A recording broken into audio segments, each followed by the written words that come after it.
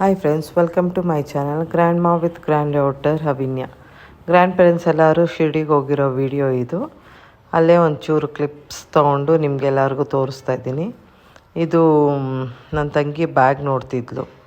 70% of ಇತ್ತು. ನನ್ನ ತಂಗಿ ನಮ್ಮ ಚಿಕ್ಕಮ್ಮ ಇಬ್ಬರು ಚೆಕ್ ಮಾಡ್ತಿದ್ರು ಎಲ್ಲನೂ.